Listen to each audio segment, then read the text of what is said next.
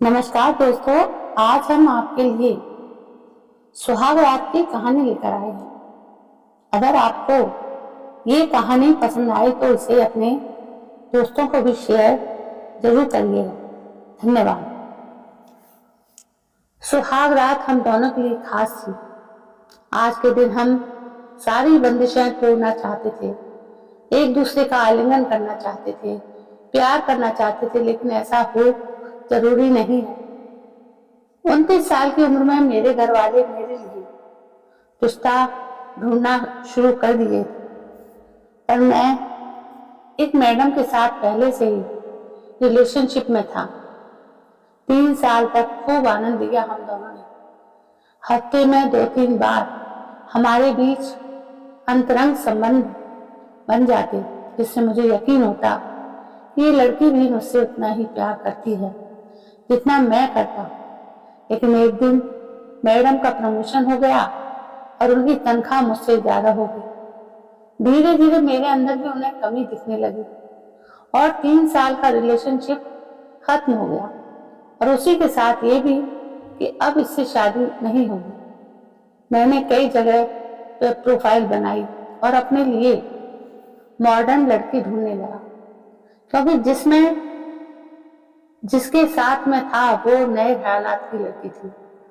उधर घर वाले भी लड़की देखते, ज्यादातर लड़की गांव की या छोटे शहर की होती, और मैं फोटो देखते ही मना कर देता, ये बोल करके कि ये तो मेरी क्लास की नहीं है।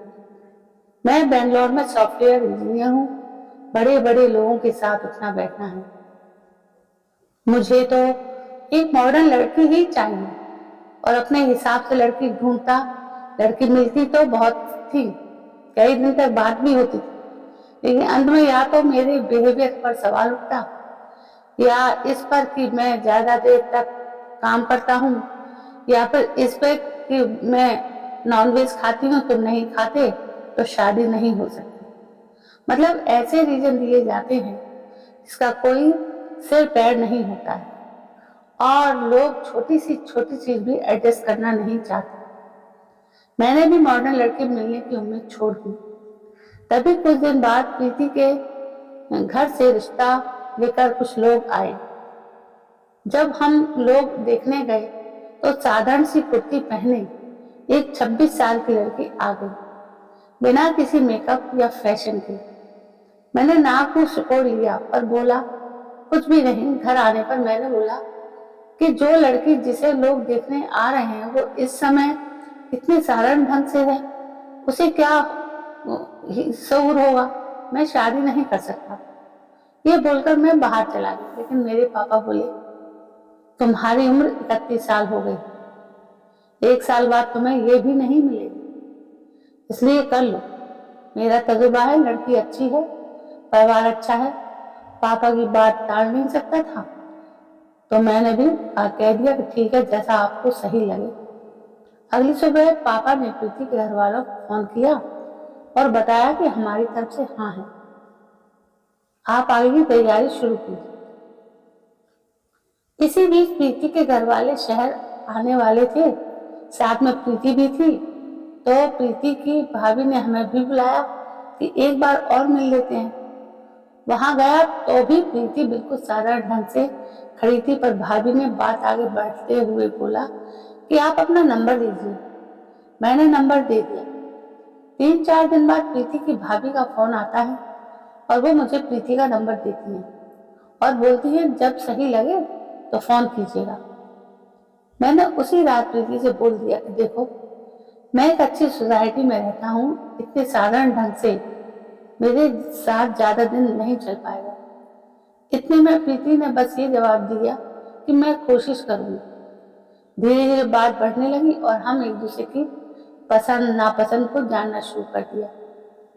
आगे भविष्य में क्या करना ये सब भी अब प्रीति मुझे ठीक लगने लगी, लेकिन अभी भी मन में एक टीस थी कि जो वो गांव की है, और इस बार फिर से मिलने का मन हुआ। प्रीति आई और इस बार वो थोड़ा मेकअप किए थी, कपड़े भी टाइट पहने थी। मेरे लिए उसका एफर्ट साफ दिख रहा था। पहले जहां शहरी लड़कियां हर बात अपनी मनवाना चाहती थी। पहली बार किसी लड़की ने मेरी बात मान के अपने को बदलने की कोशिश की। उस दिन मुझे प्रीति अच्छी लगने लगी और धीरे धीरे हमारी बातें और गहरी होती गई। पर वो बार बार शर्मा जाती। जैसे जैसे शादी की डेट नजदीक आ रही थी, हम दोनों के अंदर की आग भी बढ़ती जा रही थी।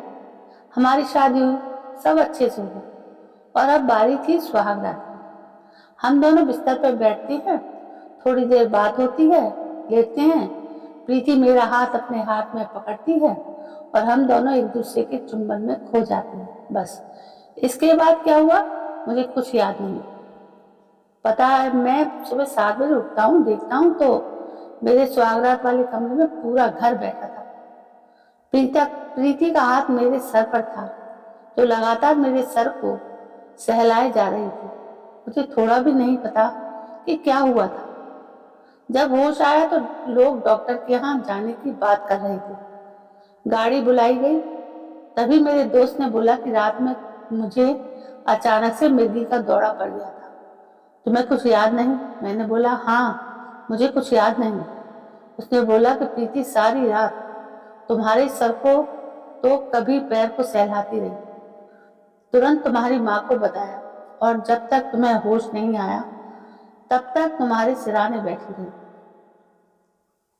मुझे ये सब सुन के अपने लिए बहुत बुरा लग रहा था कि मुझे कैसे अचानक ये हो गया, लेकिन उससे ज्यादा प्रीति के लिए लग रहा था कि हमारी पहली रात को ऐसी बीती जिसके लिए हम दोनों ने कितनी तैयारी की थी। फिर डॉक्टर के यहाँ गया तो पता चला अधिक स्ट्रेस लेने के कारण और खान पान ठीक ना होने की वजह से मेरे दिमाग की एक नस सूख गई है, जिसे दवा से ठीक किया जा सकता है। घर आके मैंने ये बात सबको बताई, पर प्रीति से नजर नहीं मिला पा रहा था। सिर्फ ये सोच के क्या सोचेगी, इसे लगेगा कि हमने कोई बीमारी छिपा के शादी की है। लेकिन प्रीति ने एक बार भी उसका जिक्र नहीं किया। उल्टा जब मेरे पास पास होती तो मजाक करती और माहौल को हल्का करने की कोशिश करती। बहुत हिम्मत के बाद मैंने बोला कि तुम ऐसा मत सोचना कि मैंने कोई बीमारी छुपा के शादी की। उसने तुरंत मुझे सीने से लगाया और बोला, हाय राम, कैसी बातें कर रहे हैं? इंसान हैं आप, कभी भी बीमार पड़ सकती हैं और मुझे पता है कि आपको कोई बीमारी नहीं, बस काम ज्यादा है, प्रेशर ज्यादा है, इसे कम कीजिए। क्या करेंगे ज्यादा काम करके पैसे कमा कर? उस दिन मुझे ये अनुभव हुआ कि मैं 31 का हूँ और ये 26 की है, पर तजुर्बे और जिंदगी में उससे ज्यादा आगे है। और फिर मैंने ये सोचा, क्या उस रात मेरी जगह अगर इसके साथ ऐसा हुआ होता तो क्या मेरा व्यवहार ऐसा होता? क्या मैं रात भर इसके सर पर हाथ रखता? जवाब था नहीं, क्योंकि मुझे पहले ही ये था कि ये तो गांव की लड़की है, मेरा और इसका स्टैंडर्ड एक नहीं है। फिर मैंने सोचा कि जिन लड़कियों को मैंने ऑनलाइन ढूंढा या जिसके साथ मैंने जिंदगी में 3 साल बिताए, क्या वो कभी ऐसा करती?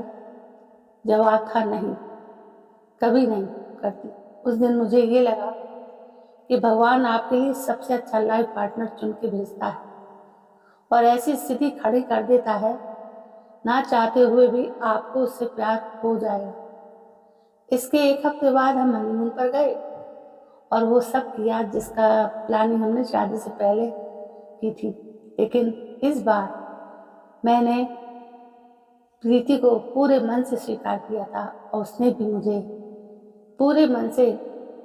तो प्रेम करने का आनंद 10 गुना था। मेरी कहानी यदि अच्छी लगी हो तो एक लाइक जरूर कर दे और चैनल को सब्सक्राइब करके अपना प्यार जरूर दिखा देना। दोस्तों, कल मैं फिर मिलती हूँ, तब तक के लिए जय हिंद, वंदे मातरम। दोस्तों, अगली कहानियां भी कुछ इसी तरह की हैं। यदि आप लोग ऐसी कहानियों में विश्वास रखते हैं या आपको ऐसी कहानियां पसंद हैं तो मेरे इसी चैनल पर अगली कुछ 4 कहानियां भी मैं इस पे लगा रही हूँ। यदि आपको पसंद आए तो प्लीज़ एक कमेंट ज़रूर करिएगा कि आपको ऐसी कहानियाँ पसंद हैं। दोस्तों, कल मैं फिर हाज़िर होती हूँ या फिर अगली कहानी में मुझसे मिलेंगे आप। तब तक के लिए जय हिंद, वंदे मातरम।